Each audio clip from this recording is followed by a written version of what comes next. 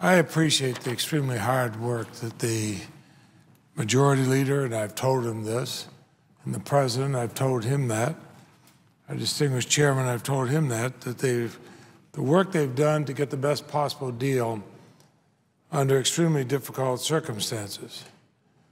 Notwithstanding that, with the final resolution, I will not be able to vote for it, as I assume others in the Vermont delegation will not. I'm afraid that it creates a Faustian bargain. It averts a government shutdown at the expense of our overall national interest. This year, Congress spent most of its time negotiating 3 rounds of deeper and deeper cuts in the current year's budget, an exercise in oftentimes misguided wheel spinning, which ignores the fact that discretionary spending is but a relative fraction of the overall budget, while addresses some of the most pressing and urgent needs of ordinary Americans. Advocates paint this agreement in moral terms. I agree with them on that. Budgets are about our real priorities. And there's so much in this budget packet that is inconsistent with basic Vermont and American values.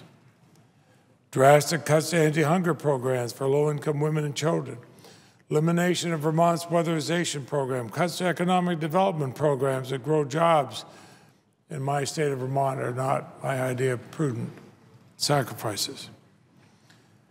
It is no moral credit to Congress to cut vouchers for homeless Vermont veterans who served their country honorably.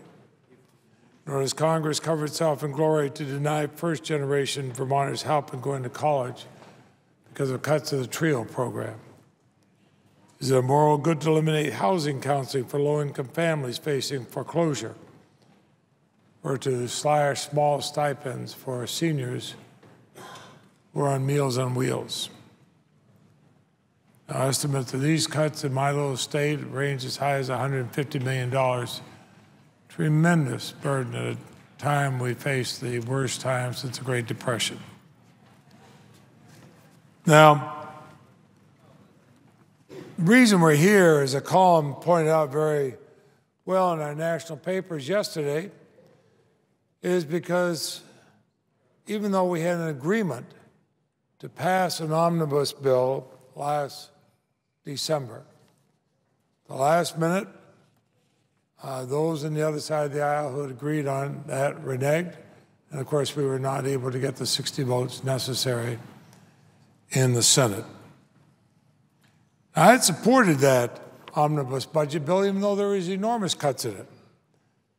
It would have enacted tens of billions of dollars in carefully drawn, reasonable reductions below the White House budget proposal. The distinguished senator from Leahy had worked very hard and encouraged us to make cut after cut after cut, and we all agreed with him. I agreed with him. It was in the omnibus. And if that had been passed, we wouldn't be here. But because those who had agreed to support it changed their mind at the last minute, it killed the omnibus bill.